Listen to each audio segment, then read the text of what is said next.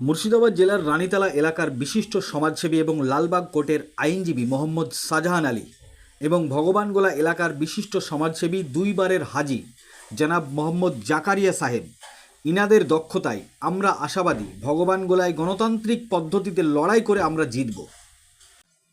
ভগবানগোলা 1 নম্বর এবং 2 নম্বর ব্লকের ব্লক সভাপতিদের সংবর্ধনা দেওয়ার সময় এমনই মন্তব্য করলেন ভগবানগোলার জনতা উন্নয়ন পার্টির প্রার্থী জনাব হুমায়ুন কবির।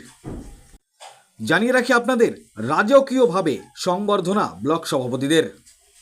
জনতা উন্নয়ন পার্টির পক্ষ থেকে ভগবানগোলার প্রার্থী হুমায়ুন কবিরের পক্ষ থেকে 2 ব্লক সভাপতি মোহাম্মদ শাহজাহান আলী এবং জাকারিয়া সাহেবকে রাজকীয়ভাবে সংবর্ধনা অনুষ্ঠান সম্পন্ন হলো ভগবানগোলায়।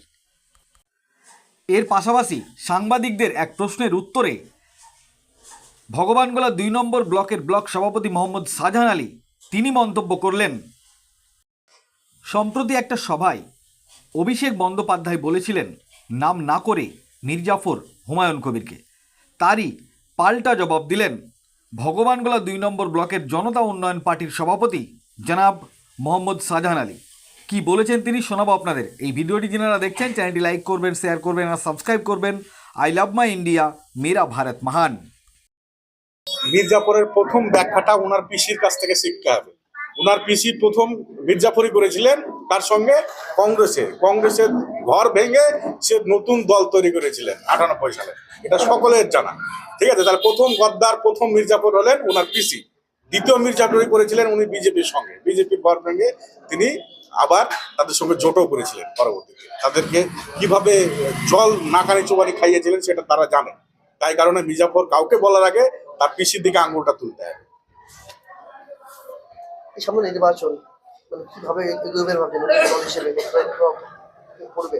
আমরা দলকে যতটুকু না এগিয়ে নিয়ে যাব, মানুষ আমাদের কাছে এগিয়ে আসবে। কেননা কারণ এই দলটার নাম হলো জনতা উন্নয়ন পার্টি, অর্থাৎ জনগণের উন্নয়ন, এটাই আমাদের মূল লক্ষ্য।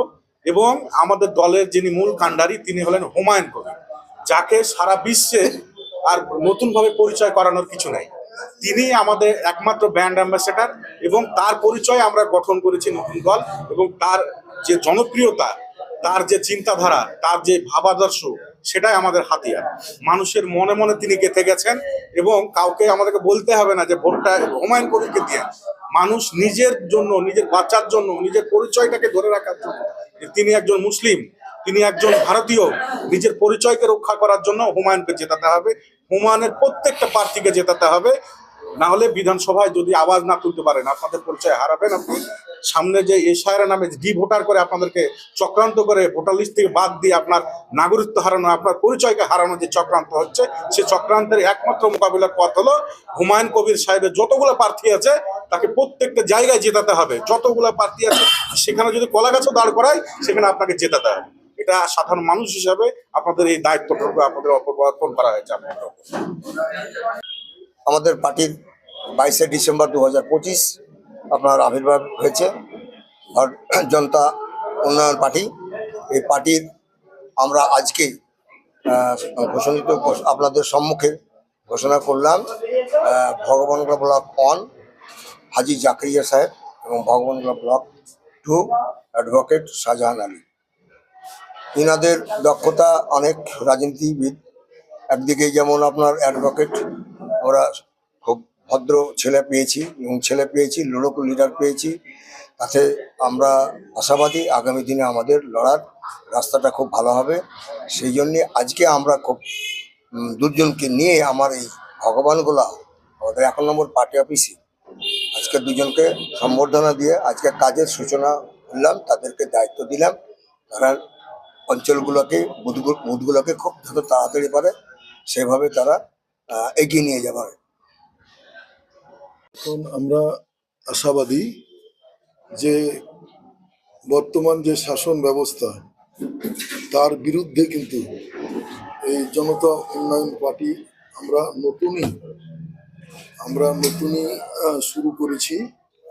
এবং আমরা যেই দিন পার্টির জন্মদিন হয় সেই দিন আমরা মাঠে ছিলাম এবং আশ্বাস দিয়েছিলাম যে আমরা হুমায়ুন কবির সাহেবকে আশ্বাস দিয়েছিলাম যে আপনার সঙ্গে আমরা থাকবো, আছি ভবিষ্যতেও থাকবো। এবার আমরা চাইছি আগামী নির্বাচনে আমাদের সংগঠন কি করে আগাতে হবে, এবং নির্বাচন আমরা আমাদের দলীয় প্রার্থী যিনি হবেন আমাদের তার আগেই ঘোষণা দেওয়া হয়ে গেছে, হুমায়ুন কবির আমাদের ভগবান গোলা মানে এই ইনস্টিটিউটের যে প্রার্থী হবেন সেই প্রার্থী আমাদের হুমায়ুন কবির আগেই ঘোষণা দিয়েছেন পার্টির জন্মদিনে।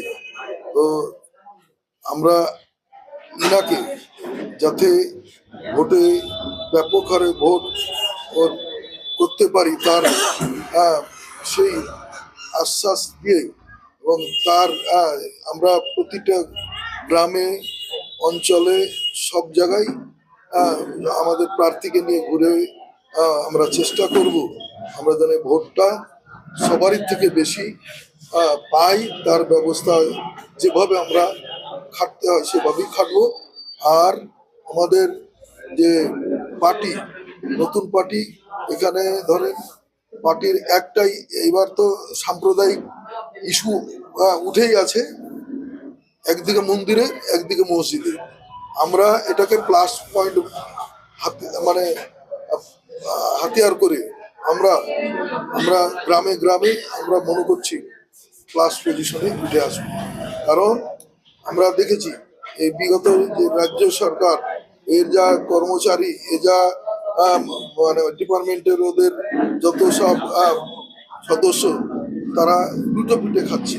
তার বিরুদ্ধে আমাদের কিন্তু পার্টি, তার বিরুদ্ধেই আমাদের পার্টি, এবং আমরা স্বচ্ছ হিসেবে এই পার্টিটা আমরা স্বচ্ছ হিসাবেই মানে সবকে বেছে নিয়েছি। এবং আমাদের সাথেও যে ইয়াং জেনারেশন আছে যারা সবাই মানে উদ্যোক্তাদের দেখছি, এবং গ্রামে গঞ্জে মেয়েদেরও উদ্যোগ যে আর সাম্প্রদায়িক দল করব না, তৃণমূল সাম্প্রদায়িক দল, কারণ একদিকে মন্দির মন্দির মন্দির করে প্রচার করছে। তাই এর বিরুদ্ধে আমরা যে হুমায়ুন কবির এসেছে, হুমায়ুন কবির যে দল খুলেছে এই দলই ভোট দেবে, এরকম আমরা সমস্ত গ্রামগঞ্জেই শুনছি। এবং আমরা সেটাকে কাজে লাগিয়ে আমরা যেন আমাদের যে যিনি প্রার্থী হয়েছেন তাদের যেন ভোট উত্তীর্ণ হতে পারে ভোটে, তার আমরা যথেষ্ট ব্যবস্থা, যথেষ্ট খাটনি করব। এবং আমরা যেখানে আমাদের অঞ্চল এবং বুথ কমিটি সব আলোচনা চলছে, প্রায় শেষের দিকে হয়ে যাবে 2-4 দিনের মধ্যে।